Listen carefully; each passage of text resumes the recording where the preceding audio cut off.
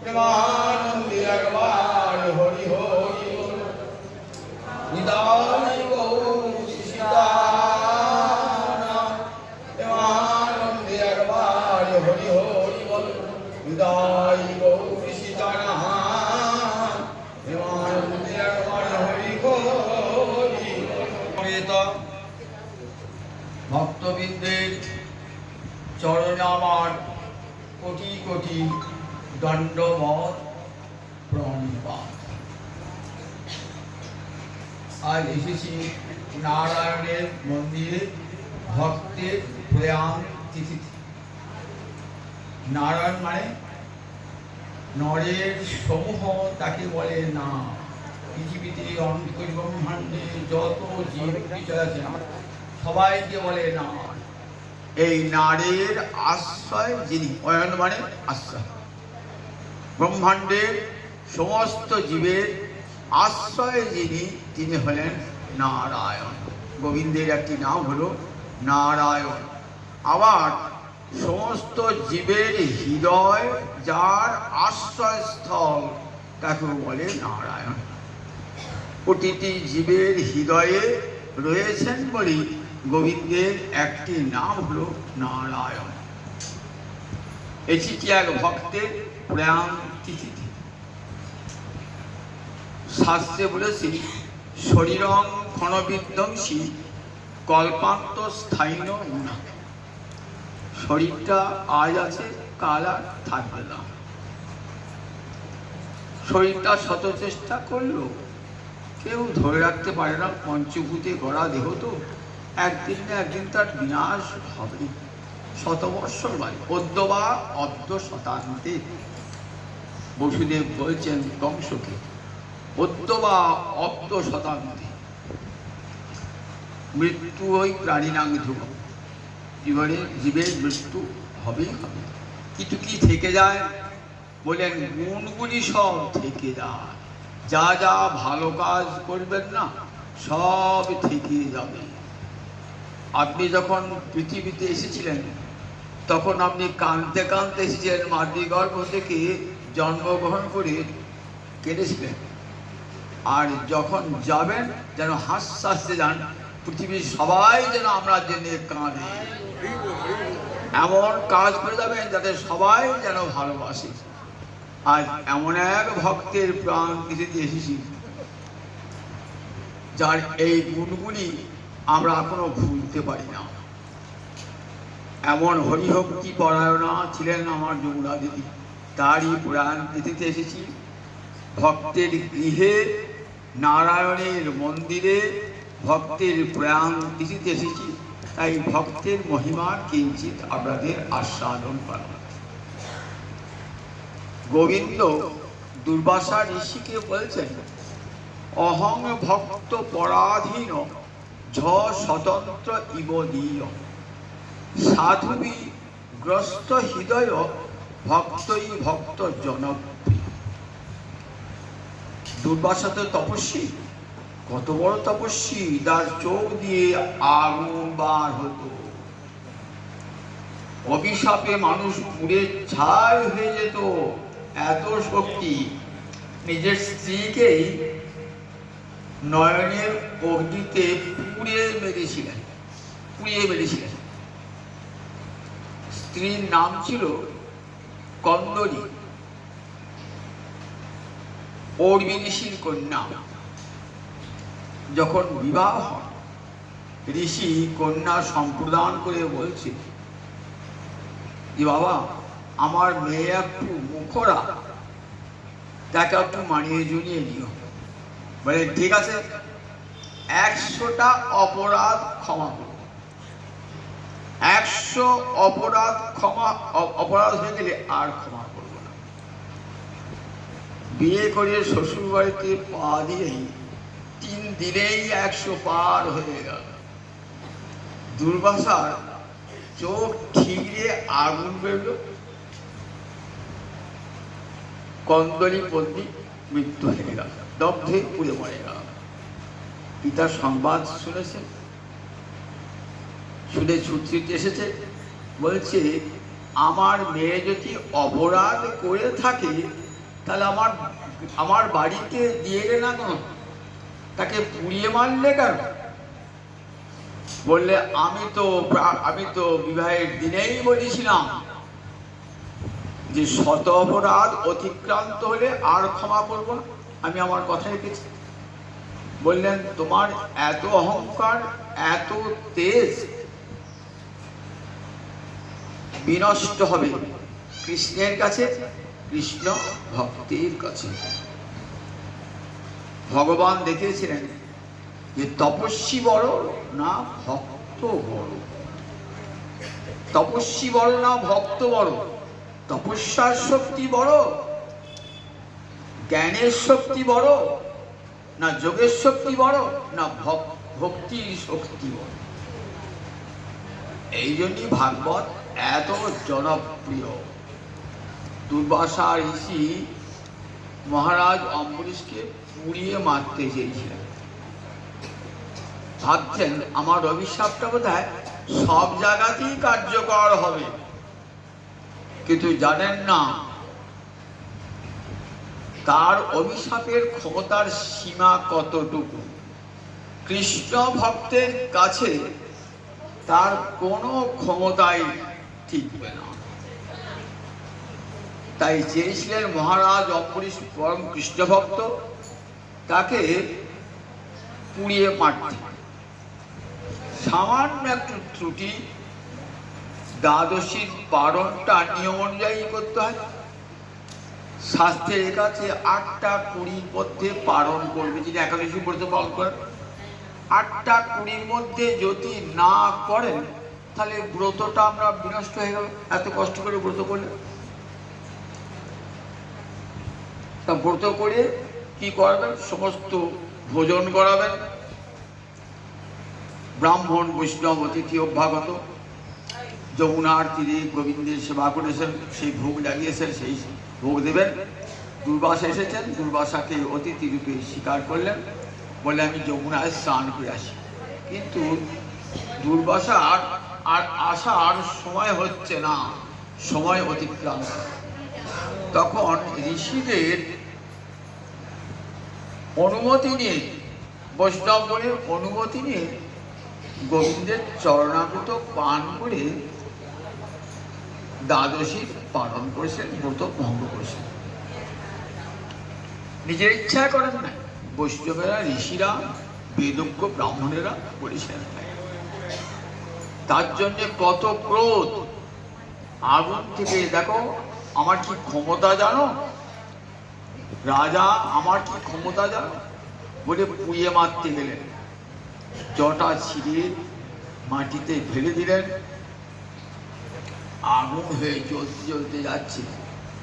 এখনই মহারাজ অম্বরীশকে পুড়িয়ে মারবে, কিন্তু কি হলো দেখো, কৃষ্ণ ভক্তকে ভগবান সর্বদা রক্ষা করেন। ভক্তের কখনো পতন হয় না, বিনাশ হয় না। গীতায় ভগবান তার প্রতিশ্রুতি দিয়েছেন, কৌন্তেয় প্রতি জানিহি নমে ভক্তা পুনশ্যতি।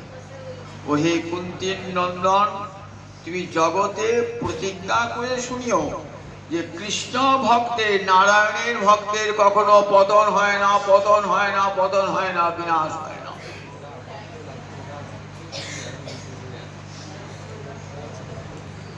উপর কি হলেন? ভক্ত রক্ষা সুদর্শন চক্র এসেছেন। সেই সুদর্শন চক্র পশ্চাৎ ধাবিত দুর্বাসা সেই আগুনে পুড়ে মরবে, এত দগ্ধ হচ্ছে। তখন এসে কার কাছে ক্ষমা চাইলেন? ব্রহ্মার কাছে হলো না, শিবের কাছে হলো না, দশদ্বীপ পালের কাছে হলো না, স্বয়ং গোবিন্দের কাছে গেলেন। গোবিন্দ বলে আমিও ক্ষমা করতে পারবো না, আমার ভক্তের কাছে অপরাধ করেছ, ভক্তের কাছে ক্ষমা চাইতে। তখন ভক্তের কাছে যখন ক্ষমা চায়, গোবিন্দের কাছে যখন ক্ষমা চাইতে গেছেন না, তখন গোবিন্দের কথা দিয়ে বলেছেন, অহং ভক্ত পরাধীন ঝ স্বতন্ত্র ইব নিজ। আমি জগতের সবাই তো স্বাধীন, সবাই স্বাধীন, সবাই পরাধীন, আমরা কেউ স্বাধীন নই জগতে। জগতে একটি মানুষও স্বাধীন নন, ব্রহ্মা থেকে আরম্ভ করে ক্ষুদ্র কৃমি কীট পর্যন্ত সবাই পরাধীন। তাহলে পরাধীন নয় কে? একমাত্র গোবিন্দ পরাধীন নন, গোবিন্দ স্বাধীন, তাকে স্বতন্ত্র স্বরাট বলা হয়েছে। তার দুর্বাসা বলছে যে প্রভু তুই আমাকে রক্ষা করতে পারবে না? গোবিন্দ বলছেন দেখো, অহং ভক্ত পরাধীন, আমিও স্বাধীন নই, আমি আমার ভক্তের ভালোবাসার অধীন। ভক্তামাং বশে পূর্বন্তী সৎ স্ত্রীয় সৎ পতি নিরথা। ভক্ত আমাকে বশীভূত করে নিয়েছে। সতী রমণী যেমন ভালোবাসা দিয়ে পতিকে বশীভূত করে নেয়, তেমনি করে ভক্ত আমাকে ভালোবাসা দিয়ে বশীভূত করে নিয়েছে। শুধু তাই নয়, সাধুভিগ্রস্ত হৃদয় ভক্তই ভক্ত জনপ্রিয়। ভক্তই সাধু, ভক্ত সাধু করে যারা আমার হৃদয়টা গ্রস্ত, মানে গ্রাস করা। রাহু যেমন চন্দ্রকে গ্রাস করে, আর চন্দ্রের স্বাধীনতা থাকে না। কেন থাকে না? চন্দ্র আলো দিতে পারে। রাহু যখন গ্রাস করে চন্দ্রকে, চন্দ্রর আলো দেওয়ার ক্ষমতা থাকলেও সে আলো দান করতে পারে না। রাহু তার ছায়া দিয়ে ঢেকে রেখেছে চন্দ্রের কিরণ। বলেন ঠিক তেমনি ভক্ত কি করেছে? আমার হৃদয়টা গ্রাস করে রেখে দিয়েছে, আক্রমণ করেছে আমার হৃদয়কে। সারা হৃদয় জুড়ে আমার ভক্ত রয়েছে। তাহলে দেখুন, ভক্ত থাকেন কোথায়? ভক্ত থাকেন কোথায়? ভক্ত থাকেন যোগী হৃদয়ে, জ্ঞানী হৃদয়ে, তপস্বীর হৃদয়ে। বললেন না। বৈকুণ্ঠে না, নাহং তিষ্ঠামি বৈকুণ্ঠে যোগিনাং হৃদয়ে নচ মদ্ভক্তা যত্র গায়ন্তি তত্র তিষ্ঠামি নারদ। নারদ বললেন প্রভু, নারদ যখন জিজ্ঞাসা করলেন তুমি মুক্তি নেবে, নারদ বললেন না প্রভু, কি করে মুক্তি নেবো? তুমি তো বৈকুণ্ঠও থাকো না, যে বৈকুণ্ঠ তোমার সেবা পাবো তাও থাকো না। নারদ তখন বলেছিলেন দেখো, আমি বৈকুণ্ঠে থাকি না, আমি যোগীর হৃদয়ে থাকি না। আমার ভক্ত যেখানে আমার গুণকীর্তন করছে সেইখানে আমি থাকি।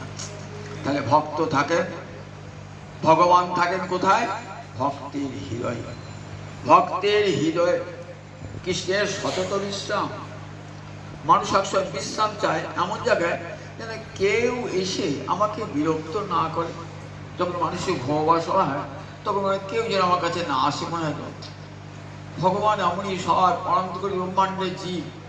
ভগবানকে এটা দাও সেটা দাও, আমার ছেলে নাই ছেড়ে দাও, আমার টাকা নাই টাকা দাও, কত আমার রোগ হয়েছে রোগ সারিয়ে দাও, কত প্রার্থনা কত মানত করছে।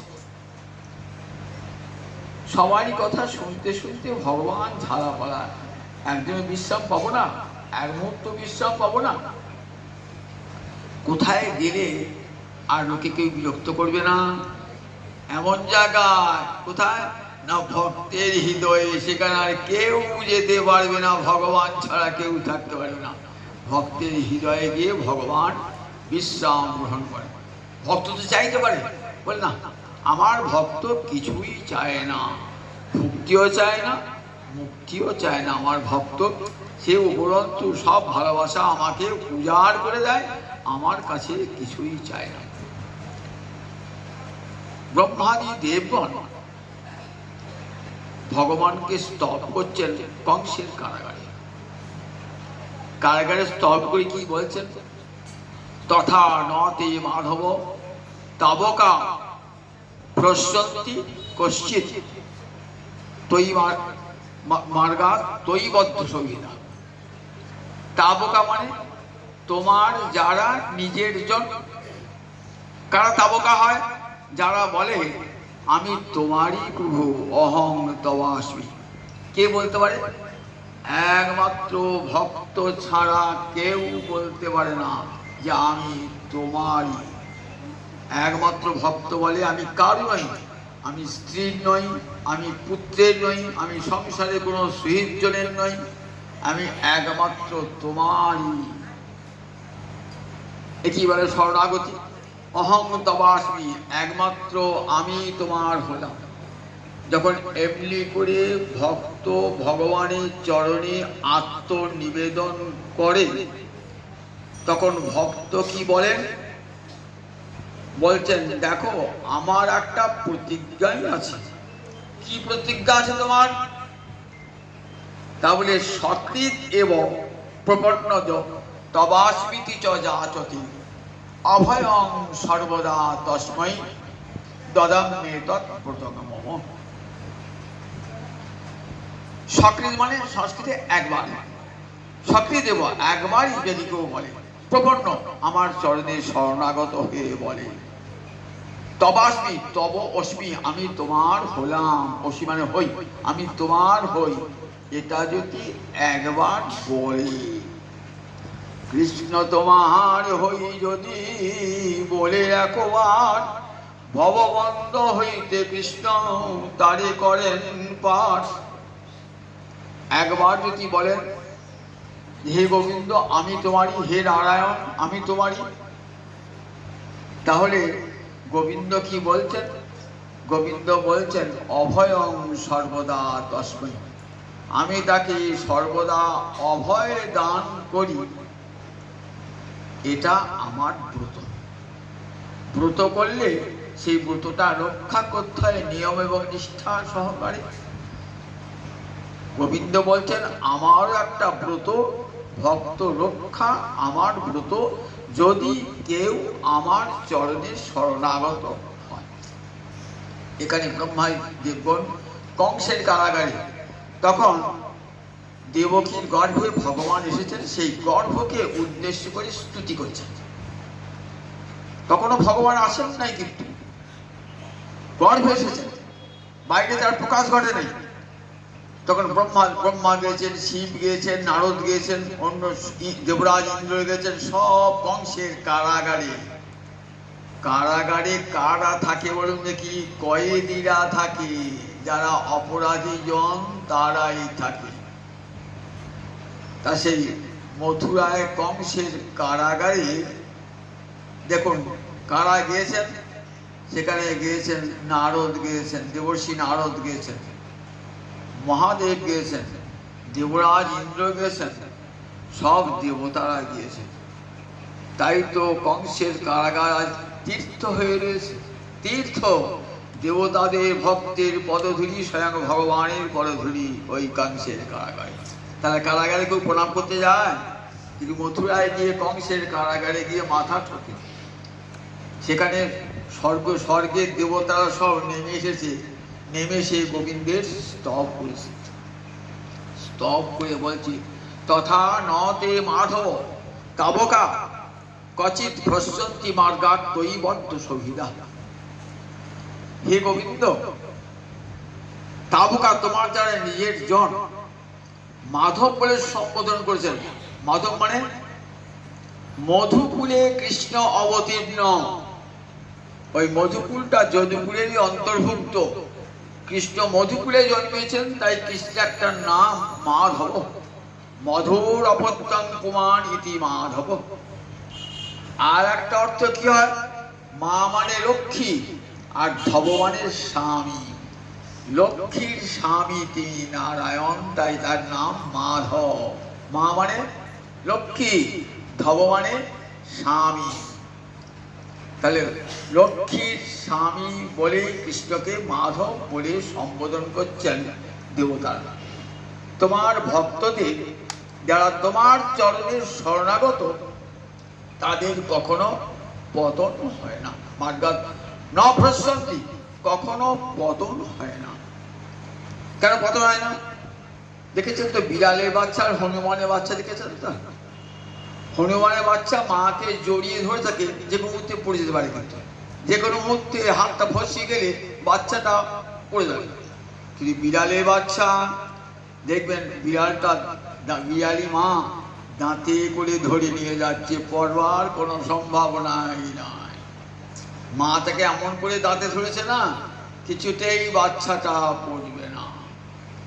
সেই জন্য ঠাকুর রামকৃষ্ণ বলতেন, দেখ হনুমানের বাচ্চা হবি না, বিড়ালের বাচ্চা, ভক্ত বিড়ালের বাচ্চা। ভগবান তাকে রক্ষা করবেন, এই তার সুদৃঢ় বিশ্বাস। বিড়াল যখন হাঁ করে আসে না, তখন ইঁদুর ভয় পায়, কিন্তু বাচ্চাটি ভয় পায় না। কেন ভয় পায় না? জানে মা আমাকে একটা নিরাপদ আশ্রয়ে নিয়ে গিয়ে রেখে দেবে। শীতকালে কাঁপছে, কোথায় নিয়ে গেলেন? ঠিক উনানের পাশে গিয়ে বাচ্চাটিকে বসিয়ে দিলেন। আবার গ্রীষ্মকাল হয়েছে, তখন কি বাচ্চাটিকে হয়তো গরম জায়গা আছে, সেখান থেকে ঠান্ডা গাছের তলায় বসিয়ে দিলেন। দেখুন কেমন করে বিড়াল তার বাচ্চাকে মানুষ করে। বলে বিড়ালে বাচ্চা হয়ে সব সময় সতত রক্ষা করবেন। তাই বলছেন, তোমার ভক্ত কেমন না, তোমার ভক্ত তৈ বদ্ধ সৌহৃদা, সৌহার্দ্যের বন্ধনে আবদ্ধ। সৌহার্দ্য মানে সুহৃদের ভাবকে বলে সৌহার্দ্য। সুহৃদ মানে বন্ধু, এক কথা। বন্ধু মানো যা, সুহৃদ মানো তাই, মিত্র মানো তাই, সখা মানো তাই, বলে একই অর্থ হতে পারে, কিন্তু তাদের শব্দগত অর্থ ভিন্ন ভিন্ন। কিরকম?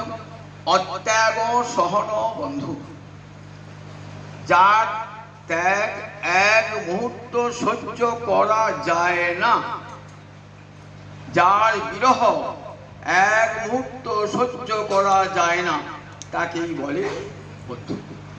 যেমন কৃষ্ণ সুদামা, সুদামা কৃষ্ণকে না দেখে এক মুহূর্ত থাকতে পারতেন না, কৃষ্ণ সুদামাকে না দেখে এক মুহূর্ত থাকতে পারতেন না।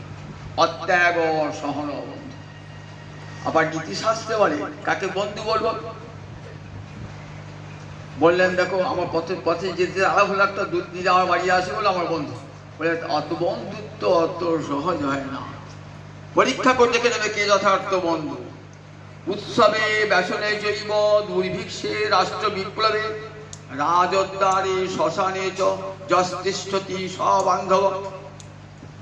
আপনার গৃহের যখন উৎসব হচ্ছে, আনন্দ হচ্ছে, তখন আমরা কাছে আসি। আবার ঠিক যেমন উৎসবে আনন্দের সময় আপনার কাছে আছে, আবার বিপদে যখন পড়ে ব্যাসনে, তখন আমরা কাছে আসি। কিন্তু আমাদের বেশিরভাগ আনন্দের সময় যাই, বিপদের সময় টুকিটি মারি না। কেমন বন্ধু? বিপদের সময় একটা গল্প শোনায়। দুই বন্ধু একটা বনের মধ্য দিয়ে যাচ্ছে, যেতে যেতে একটা ভালুক বেরিয়ে পড়েছে বন থেকে। ভালুক তো মানুষ দেয়নি, খেয়ে ফেলবে। তখন একটা বন্ধু গাছে উঠতে পারত, সে তাড়াতাড়ি গাছে উঠেছে। আর একটা বন্ধু কামড়ে গাছে উঠতে যায় না, সে কি করে থাকলো না, সে মরার মতন পড়ে থাকলো। নিঃশ্বাস প্রশ্বাস বন্ধ করে ক্ষণকাল মরার মতো। ভালুকটা এসে শুকে শুকে শুকে শুকে দেখল, এই মানুষ তো মরে গেছে, মরা মানুষ তো ভালুক ছয় না। ভালুকটা চলে গেল। ভালুকটা চলে যাওয়ার পর ওই গাছ থেকে বন্ধুটা নেমেছে, নিয়ে বলছে, হ্যাঁ রে, তোর কানে কানে ওই ভালুকটা কি বলে গেল? বলে শুনবি, একটা দারুণ কথা শুনিয়ে গেছে, তোকে তাকে বন্ধু বলে মনে করতাম তো, তা আমাকে কি বললো জানিস? তাকে বন্ধু বলে জানো? যে বিপদে ফেলে পালায় সে কখনো বন্ধু হয় না, যে বিপদে সব সময় থাকে সেই বন্ধু হয়। তাই তুই আমার বন্ধুর সঙ্গে বন্ধুত্ব পারিছিস, আমি যে কি করবো, আমাকে যে ভালুকে খাবে এটা আমি চিন্তা করলি না, তুই গাছে উঠে বললি। তাহলে দেখুন বন্ধু কাকে বলে? উৎসবে ব্যাসনে জৈব, দুর্ভিক্ষে রাষ্ট্র বিপ্লবে, যখন চতুর্দিকে অন্নাভাব দেখা দিয়েছে, তখন বন্ধু কি করে? নিজে যদি আহার জোগাড় করে বন্ধুর মুখ দিয়ে আসে। রাষ্ট্রের বিপর্যয় চলছে চতুর্দিকে, যে কোনো মুহূর্তে ঘর বাড়ি আক্রমণ হতে পারে, রাষ্ট্রের বিপর্যয় চলছে, তখন কে পাশে দাঁড়ায়? তখন বন্ধু গিয়ে পাশে দাঁড়ায়। রাজোদ্ধারে আদালতে সাক্ষী দিতে হবে, সত্য সাক্ষী দান করতে হবে, কেউ নাই পাশে। কেঁদে বন্ধু, চল আমি যাচ্ছি, তোকে বাঁচাবার জন্য যাচ্ছি।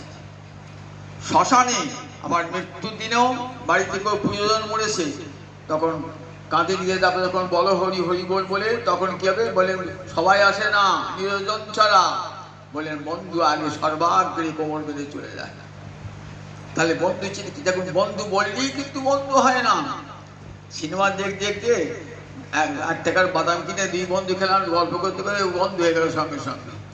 বলে এত সহজে কেউ বন্ধু হয় না। পথে চলতে চলতে বন্ধু হতে অত্যাগ সহন বন্ধু, যার বিরহ এক মুহূর্ত সহ্য করা যায় না। সদৈবানু মত সুহিত। সুহিত কাকে বলে? যিনি যার মতটা সবসময় বন্ধুর মতের সঙ্গে এক হবে। অনুমত মানে এক মত হবে, বন্ধুর যা মত তার তাই মত, তাকে বলে সুহিত। আর একক ক্রিয়ং ভবের মিত্র, যদি একই কাজ করে, দুজনে কারখানা একই কাজ করছে, তাকে কি বলে? পরস্পর পরস্পরে মিত্র। এক অফিসে কাজ করছে, পরস্পর পরস্পর মিত্র। আর সমপ্রাণ সখা। আর প্রাণটা যদি এক রকমের হয়, সমপ্রাণ, তোমার অন্তরে কষ্ট হলে বন্ধুর অন্তরে কষ্ট হবে, তখন জানবে সখা। ভগবান কেমন বলছেন? ভগবান সুহৃদ, সুহৃদ সর্বদেহীরা। সুহৃদ মানে সদৈবানুমত, সব সময় ভক্তের মত অনুসারে চলেন বলি ভগবানকে কি বলে? সুহৃদ। শোভন হৃদয় যার, ভগবান সব সময় ভক্তের অনুমতে চলেন। ভক্ত যা বলেন ভগবান তাই করেন। তাই দেখুন, ভক্তের পূজা আগে করতে হয়। একটা নিষিদ্ধের সেবা করার পরে কি আছে? প্রহ্লাদং পূজায় অগ্রে, অগ্রে প্রহ্লাদকে পূজা করবে, তারপরে নিষিদ্ধদেবকে।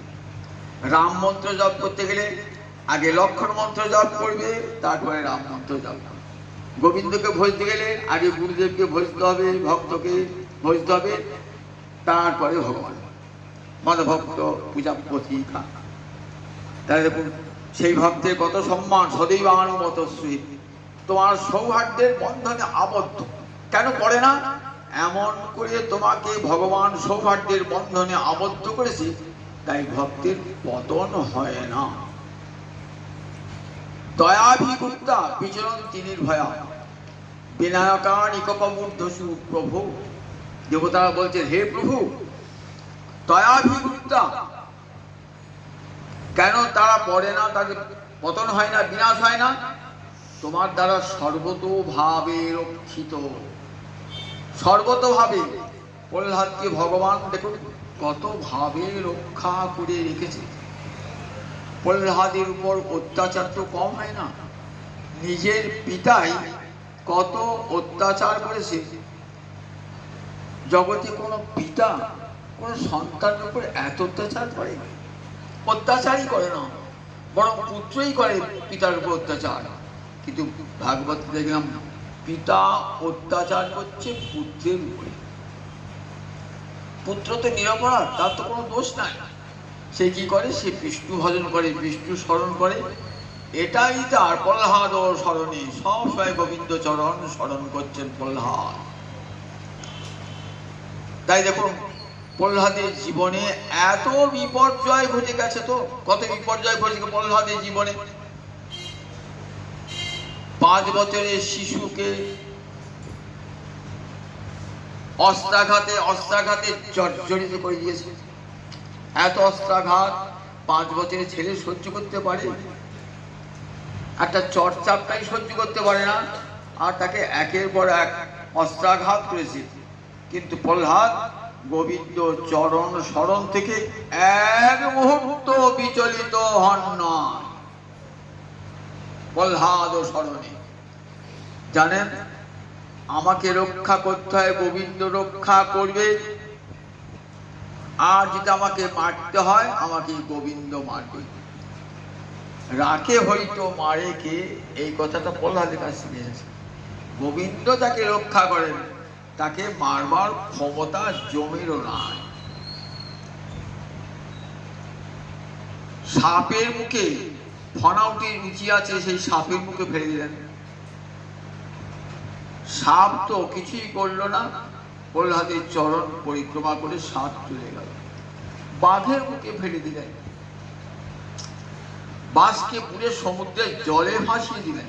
সে মানুষ বাঁচে, বাঁশক থেকে বেরিয়ে ঠিক চলে এসছে। উঁচু পাহাড় থেকে ফেলে দিয়েছেন, মনে করে হিমালয়ের সিংহ থেকে যদি কেউ পড়ে যায় বাঁচে, 5 বছরের ছেলে 3 তলা থেকে 4 তলা থেকে পড়ে গেলে বাঁচে না। আর হিমালয়ের মতো সিংহ থেকে ছেলেকে ফেলে দিয়েছে। ছেলে যেমন গা তেমনি গোবিন্দের কোলে বসে আছে। তাহলে দয়াভিগুপ্ত কথাটি কেমন দেখো, ব্রহ্মাজি একবার বলছেন তুমি রক্ষা করছো সর্বতভাবে। অভিজ্ঞতা মানে অভিত গুপ্তা, দয়া গুপ্তা, সর্বতভাবে তুমি তোমার ভক্তকে রক্ষা করো যে কোনো বিপদে হোক। আরতিতে যদি একবার গোবিন্দকে ডাকেন না, তাহলে গোবিন্দ তাকে অভয় দান করেন। তার চরণটাই অভয় চরণ। আর ভজহুরে মন শ্রীনন্দন অভয় চরণার বিন্দরে। তাই দেখুন গোবিন্দ দাস, পদকর্তা গোবিন্দ দাস কোথায় বাড়ি? এই শ্রীখণ্ড গোবিন্দ দাস কবিরাজ, শ্রীনিবাস আচার্য প্রভুর শিষ্য রামচন্দ্র কবিরাজ আর গোবিন্দ কবিরাজ। সেই গোবিন্দ দাস লিখছেন পদে ভজহুর এ মন শ্রীনন্দন অভয় চরণার বিন্দরে। ওহে মন, কার চিন্তা করছিস? কার ভজনা করছিস? স্ত্রীর ভজনা, পুত্রের ভজনা, সংসারের ভজনা, অর্থের ভজনা, বিত্তের ভজনা, সব ছেড়ে দাও। সব ছেড়ে দিয়ে একমাত্র গোবিন্দ চরণ ভজনা করো। দুর্লভ মানব জনম সৎসঙ্গে তরহু এ ভব সিন্ধুরে। কত কষ্টে মানব জন্ম পেয়েছে, সুদুর্লভ মানব জন্ম পেয়েছে 84 লক্ষ জনি ভ্রমণের পর। এই জীবনটা নষ্ট করো না। কতবার কৃমি কীট পোকা মাকড় পশু পাখি হয়েছি, নষ্ট হয়ে গেছে। তখন গোবিন্দ ভজ কি জানতামই না। কি যখন কৃপা করে মানব জন্ম দিয়েছো, তোমার সেবক রূপে পৃথিবীতে আবির্ভাবের সুযোগ দিয়েছো প্রভু, তখন যেন তোমার সেবাটা করতে পারি প্রভু। আমরা কথা কেউ মনে ভাবি? এর আগে আমি কত কৃমি কীট পশু পাখি জন্মেছি, সেখানে বিষয়ে ভোগ করেছি, সেখানে গোবিন্দ ভজন হয়েছে? গোবিন্দ ভজন হয় নাই। তাহলে মানব জন্মটা কি জন্যে? ও পশু পাখির মতো, পশু পাখির মতো বাঁচবার জন্যে। দুর্লভ মানব জন্ম, এ জন্ম কৃষ্ণ সেবার জন্যে কি ভক্ত জানতে পারে। তাই তারা এক মুহূর্ত কৃষ্ণ সেবা থেকে বিচলিত হন না। দুর্লভ মানব জন্ম সৎসঙ্গে তরহু এ ভব সিন্ধুরে।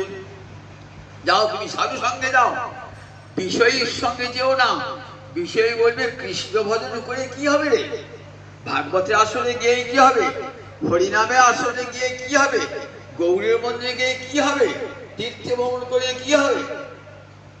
বসে বসে চল আড্ডা মারি, তাস খেলায়, আয় সংসারের কথা বলি, পরনিন্দা পরচর্চা করি, এমনি করে জীবনটা কাটিয়ে দেবো ভোগে সুখে, টাকা পয়সা মেলা, ইচ্ছা মতো ভোগে সুখে ফুর্তি করে কাটিয়ে দেবো জীবনটা। পরজন্মে কি হবি? ওই টাকা রেখে গেলি, টাকা চিন্তা করি, সাপ হয়ে জন্মাবি, বিচে হয়ে জন্মাবি, কুকুর হয়ে বিড়াল হয়ে জন্মাবি। কেন মানুষ হবো না? গোবিন্দ বলবেন একবার তো মানব জন্ম দিয়েছিলাম, কি করেছো? এমন দুর্লভ মানব জন্ম, সে জন্ম সার্থক করেছো? বাবা ছেলে হাতে 500 টাকা দিলেন আদর করে, 5 মিনিটে ছেলে 500 টাকা খরচ করে চলে এলো। আবার বাবার কাছে চাইছে, বাবলা আর আমি তোমাকে দিই। দেখো নেরা বেলতলাতে একবারই যায়, আর দেবো না তোমাকে। আর টাকা দিচ্ছে, 500 টাকা নিলে আমার কাছে আদর করে দিলাম। আর কারণ দিয়েছিলাম তো 500 টাকা, কি করে তুই 500 টাকা নষ্ট করি? তার 500 টাকা। তাহলে দেখুন ফুল মানব জন্ম পেয়ে যদি গোবিন্দ ভজন না করেন, ওই পশু পাখি কুকুর বিড়ালের মতন আহার নিদ্রা ভয় বংশ বিস্তারের মধ্যে থাকেন, তাহলে কি হবে? ওই পরজন্মে কুকুর বিড়াল হয়ে আবার জন্মাতে হবে, আর মানব জন্ম দেবে না। এই দুর্লভ মানব জন্ম সৎসঙ্গে সৎসঙ্গে যাও, সাধু সঙ্গে যাও। সাধুরা বলবেন মানব দুর্লভ, মানব জন্ম পেয়েছো, সে জন্ম সার্থক করো কৃষ্ণ ভজন দিয়ে। মানব জীবন সার্থক হয় কিসে?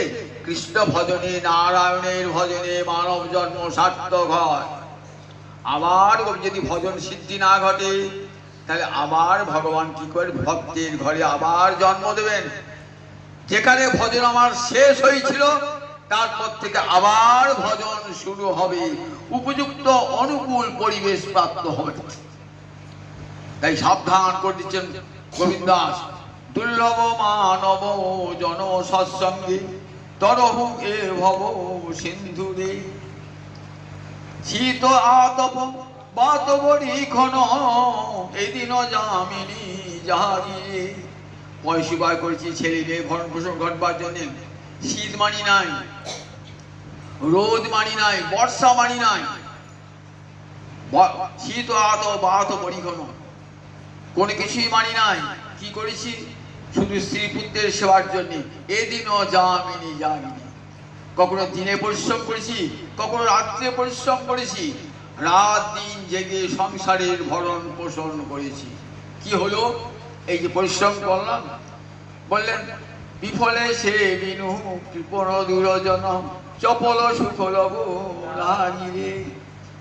একটু স্ত্রীকে তুষ্ট করবার জন্য, পুত্রকে তুষ্ট করবার, সংসারকে তুষ্ট করবার জন্য রাত দিন জেগে খেটে পরিশ্রম করলাম, ফল সব ব্যর্থ, সব গঙ্গা মায়ের নামে চলে গেল। ফল একটা ফল পেলাম না।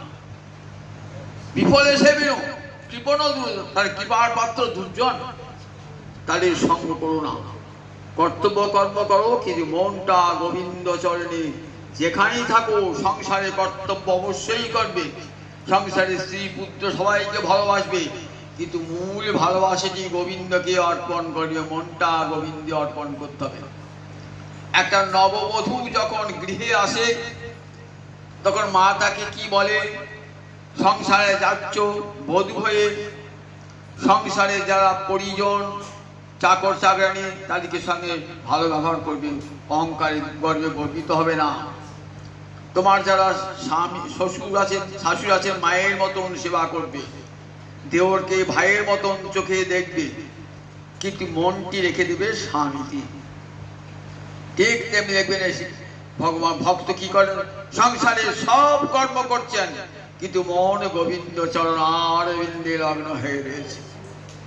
প্রহ্লাদ সন্তান সবসময় প্রহ্লাদের মনটা গোবিন্দ চরণে। তাই বলতে এই যদি বলেন এখন যৌবন বয়স, এ বয়সে আর ভজন করে কি হবে? এই পুরো বয়সে চাকরি থেকে অবসর প্রাপ্ত হবো, চুল পেকে যাবে, তখন গিয়ে গৌরাঙ্গ মন্দিরে বসে বসে হরি কথা শুনবো। আচ্ছা, তখন পর তুমি যে বাঁচবে এমন নিশ্চয়তা আছে? যে কোনো মুহূর্তে মৃত্যু হতে পারে, নিঃশ্বাস নেই বিশ্বাস কদারুদ্ধ ভবিষ্যৎ। আর যদি বেঁচেই থাকি, ওই জীবনটা তো কেমন জীবন না? উচ্ছিষ্ট জীবন। ভোগের শেষে যে জীবনটা থাকলো, খাওয়ার পর যে থাকে তা কি বলে? উচ্ছিষ্ট। ভোগ করার পর যে জীবনটা থাকলো উচ্ছিষ্ট, সেই উচ্ছিষ্ট দেহে ভজন হবে? সেই উচ্ছিষ্ট ভজন হয় কি? হয় না। কেন হবে না? দেখো কান কালা হয়ে গেছে, গোবিন্দ বলছে আমার কথা শুনে যাই তো, এই কান কালা করে দিলাম, আর তোকে কারো কথা শুনতে হবে। চোখ দিয়ে আমাকে দেখি যাই তো, চোখে ছানি ফেলে দিলাম, চোখে ছানি, চোখ দুটো দিয়েছিলাম গোবিন্দকে দেখবার জন্য, সে চোখ দিয়ে গোবিন্দ দেখলি না, নরনারী রূপ দেখে দেখে বেড়ালি। দেখ ওই চোখটা যা, ওই চোখটা পরিত্রাণ মুন্ডে বাজ। যে নয়ন কৃষ্ণ বদন দর্শন করে না, ও চোখ থেকে কি হবে? ছানি পড়ুক কেন? ও চোখে কি কাজ? কি কান দুটো কালা করে দিলেন, পাটা চলতে পারছি না, পরবশ হয়ে গেছি, যদি বলে একবার গৌর বাড়ি যাবো, আমাকে ধরে ধরে নিয়ে চলো, ভাট শুনতে যাবো, ধরে ধরে নিয়ে চলো, যদি নাতি নিয়ে আসে তাই, নইলে কেউ নিয়ে আসে তাই, নইলে আসতে পারবো না। সেই জীবনটা রেখেছি গোবিন্দ ভজনের জন্য। কি দুর্ভাগ্য মানে দেখুন, সেই জীবনটা গোবিন্দ ভজন করবার জন্যে। এমন সুন্দর যে যৌবন, গোবিন্দ সেবার সর্বোৎকৃষ্ট সময়। গোবিন্দকে ভোগে লাগা থাকে কি? গোবিন্দকে ওই দুটো বাতাসা আর পচা করা। ভক্ত উৎকৃষ্ট বস্তু ভগবানকে লাগায়, তেমনি জীবনের উৎকৃষ্ট সময় গোবিন্দকে অর্পণ করতে হয়। কোনটা উৎকৃষ্ট সময়, কোনটা সুবর্ণ সময়? যৌবন হলো উৎকৃষ্ট সময়। এই সময়টাই ভগবানকে অর্পণ করতে হয়। এই সময়টা ভগবানকে, দেহ মন প্রাণ গোবিন্দ তোমারই কৃপায় দুর্লভ মানব জন্ম লাভ করেছি। তুমি তো আসল পতি, তোমার সেবাই তো আমার একমাত্র কর্তব্য। পতিকে সেবা করি কেন? পতির মধ্যে নারায়ণ আছে বলে। নারায়ণ যেদিন চলে যান আর তো পতির সেবা হয় না। তাই বললেন, দেখো নারায়ণ, তুমি তো জগৎপতি, তুমি তো আমার আসল পতি। তুমি তাই তাকেই পতি, তুমি পতি, তুমি পুত্র, তুমি মাতা, তমেব মাতা চ তমেব পিতা চ। তুমি মাতা, তুমি পিতা, তুমি সখা, তুমি বন্ধু, তুমি সব। তমেব সর্বং মম দেব দেব, তুমি আমার সব। এই গানে ভক্ত ভগবানকে সর্বস্ব বিসর্জন দেন, ভক্ত ভগবানের চরণে। তাই প্রহ্লাদ বলে, আমি তাকে আমার যে ভক্ত এমনি করে তার নিজের দেহ মন প্রাণ আমার চরণে অর্পণ করেন, আমি তাকে সর্বতোভাবে রক্ষা করি। দেবতারা বলছেন, তুমি তাকে সর্বতোভাবে রক্ষা কর। হনুমান লঙ্কায় প্রবেশ করেছেন তো রাবণ কি করেছিল? হনুমানকে ব্রহ্মাস্ত্র দিয়ে বন্ধন করেছে। ইচ্ছা করলে ব্রহ্মাস্ত্র ছেদন করতে পারতেন, হনুমান করেন না কেন? রাবণকে গোটা কথা শুনিয়ে যাব বলে। রাবণের সঙ্গে সাক্ষাৎ হয় না তো। রাবণকে বলবো, তুমি যে সীতাকে এনেছো না, সেই সীতা তোমাদের বংশকে ধ্বংস করবে। যদি বাঁচতে ইচ্ছা হয় সপরিবারে সবংশে, এখনই সীতাকে মুক্ত করে দাও। জ্বলন্ত আগুন সীতা, পুড়ে মরবে এক মুহূর্তে। এই রাবণ তোমাকে আমি শেষ উপদেশ দিয়ে চললাম। জোড়া না শুনে ধর্মের কাহিনী বলছেন, তোকে বধ করবো। বিভীষণ বলছেন, দাদা দুধকে কখনো বধ করতে নাই। লেজে আগুন ধরিয়ে দিলেন, লেজে আগুন ধরিয়ে দিলেন। দেখুন লেজে আগুন ধরে কিছু, দেখুন লেজে আগুন ধরে গোটা দেহটা পুড়ে যাবে, কিন্তু পুড়লো? লেজে যে আগুন লাগলো তার এতটুকু চিহ্ন নয়। সঙ্গে সঙ্গে ভগবান রক্ষা করছেন তো। সীতাদেবী বলছেন, যেন আগুনটা বরফ হয়ে যায়। সঙ্গে সঙ্গে অগ্নি বরফের মতো শীতল হয়ে গেল। হনুমান যেমন কার তেমনি কিছু করতে পারলে হনুমানের দয়াভিভূতা রামচন্দ্র তাকে রক্ষা করছেন, সর্বতোভাবে রক্ষা করছেন রামচন্দ্র। বিচরণ নির্ভয়া, তাই তোমার দ্বারা সর্বতোভাবে রক্ষিত হয়ে তারা বিচরণ নির্ভয়ে। প্রহ্লাদ, মহারাজ অম্বরীশ, এরা সবাই আমরা দেখেছি কেমন নির্ভয়ে বিচরণ করেছেন। মৃত্যুকে পর্যন্ত তুচ্ছ করে দিয়েছেন। মৃত্যুকে, জগতে মৃত্যু হয় সবাই কম্পিত হয় তো, বললেন ভক্ত মৃত্যু ভয়ে কম্পিত হয় না। জানে কি জানে ভক্ত? ভক্ত জানে আমার দেহটা গোবিন্দ চরণে নিবেদিত। যদি মৃত্যু আসে, গোবিন্দ আমার দেহটা নিয়ে নেবেন। যতদিন প্রয়োজন ছিল দেহটা ছিল, প্রয়োজন শেষ হয়েছে, আমার কর্মফল শেষ হয়েছে, এবার আমি গোবিন্দ চরণে চলে যাব।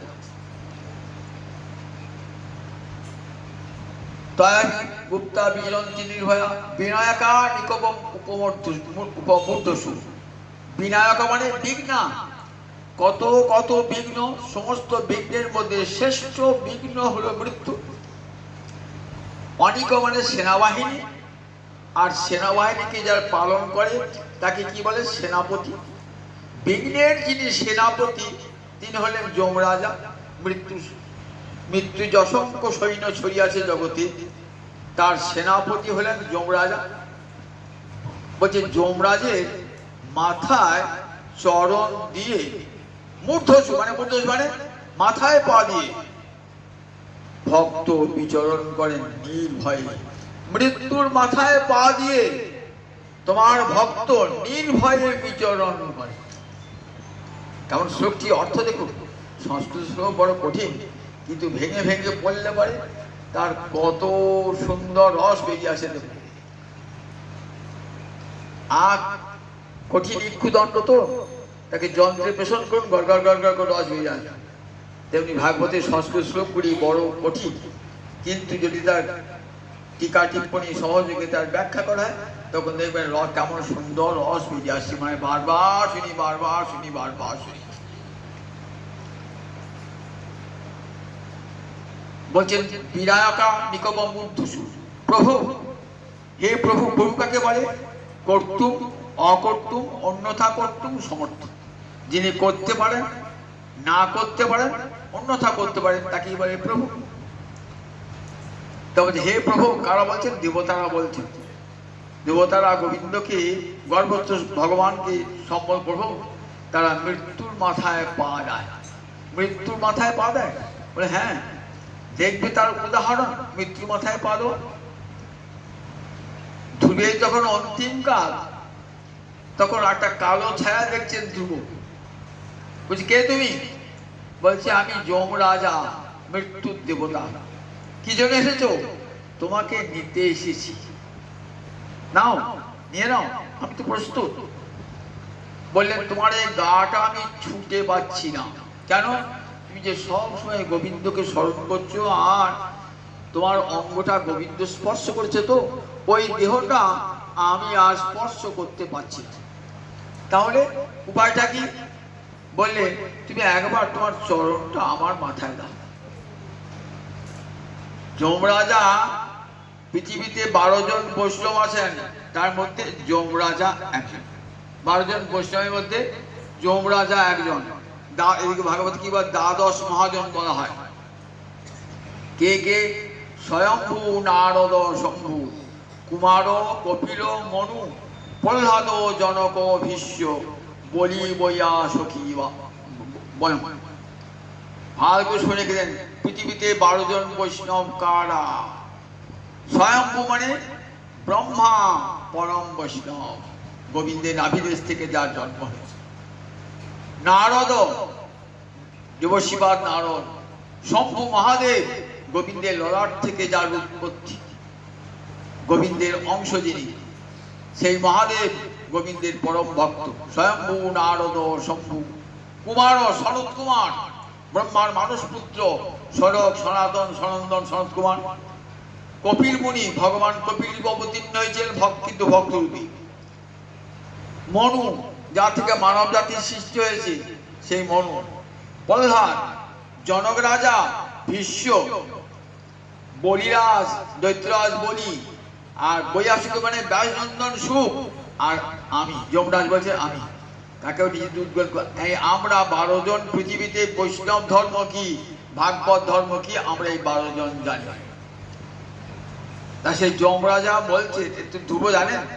ধ্রুব ভাবছেন ভক্ত কখনো ভক্তের মাথায় পা দেয় নাকি? তোমার মাথায় পা দেবো কেমন করে? তুমি যে মহাজন, তুমি যে পরম কৃষ্ণ ভক্ত, তোমার মাথায় পা দেবো কেমন করে? তাহলে আমার মাথায় পা দিয়ে ওই রথ এনেছি না, রথে ওঠো, গোবিন্দ তোমার যে রথ পাঠিয়ে রথে ওঠো। কিছুতেই পারবো না। জগতে কোনো ভক্ত তার চরণটা এখন ভক্তের মাঝে দিতে পারে? বলে তোমার চরণটা মাথায় দাও। উল্টে ভক্ত বলে আমি তো দেবো না, তোমার চরণটাই মাথায় দাও। তাহলে কি হয়? তখন যমরা একটা বুদ্ধি করলেন, একটা নূতন বস্ত্র নিয়ে এলেন, নিয়ে এসে মাথায় দিয়েছে। বলেন এই বস্ত্রটা একবার তুমি চরণ দিয়ে স্পর্শ করো, চরণ দিয়ে স্পর্শ করে তুমি রথে ওঠো। তাহলে বিঘ্নের মাথায় পা দিয়ে চলে গেল ভক্ত। কোথায় চলে গেল ধ্রুব? স্বর্গলোকে নয়, ব্রহ্মলোকে নয়। কোথায় যায় কৃষ্ণ ভক্ত? কৃষ্ণ ভক্ত চলে যায় একবারে গোবিন্দের কাছে। গীতায় কি বলেছে? জানতি দেবপ্রতা দেবান, যারা দেব পূজা করে কোথায় যায়? তারা বৈকুণ্ঠ যায় না, গোবিন্দের কাছেও যায় না, তারা দেবলোকে যায়, আবার ফিরে আসতে হয়, আবার ফিরে আসতে হয়। জানতি দেবপ্রতা দেবান, পিতৃন জানতি পিতৃপ্রদা। যারা বলে আমার পিতা মাতাই ভগবান, আর কাউকে ভগবান বলে মানি না, বলে ঠিক আছে ভালো কথা, ভগবান পিতা মাতা বটে, কি তোমাদের গতি ওই পিতৃলোক, সেখান থেকে তোমাদের আবার পতন হয়ে যাবে। ভূতানি জানতি ভূতে যা, বলে যারা ভূত প্রেত পিশাচের পূজা করে যারা, তারা কোথায় যায় না? ওই পিশাচ যে লোক, সেই পিশাচ লোকে তারা আগমন করে। আর মদ ভক্তা জানতি মামপি, আমার ভক্ত কোথায় আসে? আমার কাছে আসে আমার ভক্ত। গীতা বাক্যে ভগবান বলছেন যারা কৃষ্ণ ভজন করেন কোথায় যান? তারা স্বর্গে নয়, ব্রহ্মলোকে নয়, নরকে নয়, তারা কোথায় যান? একবারে সরাসরি গোবিন্দের কাছে চলে যান, তাদের আর ফিরে আসতে হয় না। ব্রহ্মযান মার্গে তারা চলে যান, গোবিন্দ চরণ পদ্মে পৌঁছে যান। যদি না যান তাহলে গীতা বাক্যটা মিথ্যা হয়ে যায়। কিন্তু গীতা বাক্য আর বেদ বাক্য সমান সমান। তাই গীতা বাক্যে ভগবান নিজে বলছেন আমার ভক্ত আমার কাছে আসে। যে নারায়ণের সেবা করবে সে নারায়ণের কাছেই যাবে। নারায়ণ থাকেন বৈকুণ্ঠে গোলকে, সেখানে চলে যাবেন। আমার যমুনা দিদি কোথায় গিয়েছেন বলুন দেখি? আজকে দেখুন স্বর্গেও নয়, ব্রহ্মলোকে নয়, গোবিন্দ সেবা করছেন সারাটা জীবন ধরে। চলে গেছে একবারে গোবিন্দ চরণ পদ্মে চলে গেছেন, গোবিন্দের চরণে চলে গেছেন, যেখান থেকে আর ফিরে আসতে হবে না। সেখান থেকে আমাদের আশীর্বাদ করুন আমরা যেন তার মতন ভজন করতে পারি, এবং সেই ভজন করে যেন আবার তার পদাঙ্ক অনুসরণ করে আমরা যাতে সেই বৈকুণ্ঠ গোলকে যেতে পারি, যেখানে গেলে আর ফিরে আসতে হবে না। গোবিন্দ চরণে গেলে আর ফিরে আসতে হবে না, আমরা সেই চাই। আর যেন জননী জঠরে জন্মগ্রহণ করতে না হয়। এই সুদুর্লভ মানব জন্ম ভগবানের করুণার দান। দেবতারা বলছেন দেখো মৃত্যুকে ভয় করলে, মৃত্যু তো একদিন হবেই হবে, হোক না মৃত্যু। আমার যতদিন পরমায়ু আছে তারপরে আমাকে কেউ রক্ষা করতে হবে না। বড় বড় ডাক্তার দেখান, ইংল্যান্ডে লন্ডনে যেখানে যাবেন বড় বড় ডাক্তার দেখান, আমরা কেউ বাঁচতে পারবে না। কোটি কোটি টাকা খরচ করুন, তাহলে বড় পৃথিবীতে অনেক ধনী লোক আছে বেঁচে থাকতে পারতেন। টাকা খরচ করে ওষুধ খেয়ে ব্যায়াম করে আত্মীয় স্বজনের চেষ্টা করে কোনো মতেই তাকে বাঁচানো যাবে না। যার মৃত্যু, মৃত্যু তো অবধারী, মৃত্যু বই প্রাণী নাম ধ্রুবম। জগতে যখন জন্মিয়েছি তখন মৃত্যুকে সঙ্গে নিয়েছি। সুতরাং ভক্ত জানি মৃত্যু হয় ওরা কেন? আর যেন জন্মমৃত্যু চক্রে না আসতে হয়। আর যেন জন্মমৃত্যু বা যতবার জন্মাবো ততবারই তো মৃত্যু। গোবিন্দ আমাকে এই কৃপা করো, আর যেন আমাকে জন্ম মৃত্যুর চক্রে আসতে না হয়। জন্মমৃত্যুর চক্র পেরিয়ে তোমার চরণ পদ্মে যেন পৌঁছাতে পারি। এই যে মানব জন্মের এটি বড় সাধনা। আমার মহাপ্রভু কলির ভগবান মহাপ্রভু বলে গেলেন দেখো কলিকালের সাধনা কি জানো? ভক্তি সাধনাই কলির সর্বশ্রেষ্ঠ সাধনা। জ্ঞান নয়, যোগ নয়, তপস্যা নয়, ভাগবত পড়ে দেখো ভক্তি সাধনা সর্বশ্রেষ্ঠ সাধনা। বলেন ভক্তের আসরে গিয়ে ভাগবতী কথা শ্রবণ করো, আর সাধু সঙ্গ করো। জন্ম সৎসঙ্গে সাধু সঙ্গ করলে কৃষ্ণের রুচি হবে, কৃষ্ণের মতি হবে। আমাদের তো বিষয়ের কথায় মতি, রুচি বেশি বিষয়ের কথায়, কৃষ্ণ কথায় অরুচি। শুনতে শুনতে ঘুম আসে, বিরক্ত লাগে। বললেন কেন লাগে? বলে ভক্তের করুণা প্রাপ্ত। ভক্তের করুণা পেলে দেখবেন কত কৃষ্ণ কথায় কত মধু আছে। না জানি কত মধু শ্যাম নামে আছে গো, বদন ছাড়িতে নাহি পারে। না জানি কত মধু মনে হবে শ্যাম নামে কৃষ্ণ নামে এত মধু, তখন আর বদন ছাড়তে ইচ্ছা হবে না। তাই দিকে মহাপ্রভু কলিকালে হরে কৃষ্ণ কৃষ্ণ কৃষ্ণ হরে হরে, হরে রাম রাম রাম হরে হরে। মৃত্যুকে জয় করবার এত বড় রক্ষা কবচ জগতে আর কেউ দান করেন নাই। বলে হরিনাম মহামন্ত্র করো, জপ করো, মৃত্যু দূরে পালাবে, আর মৃত্যু ভয় কম্পিত হবে না হৃদয়। দুর্লভ মানব জন্ম পেয়েছ, সেই মানব জন্ম সার্থক করো কৃষ্ণ ভজনে। কৃষ্ণের ভক্তের চরণে কোটি কোটি প্রণাম জানিয়ে জীবনকে সার্থক করো। জয় নিতাই জয় নিতাই জয়।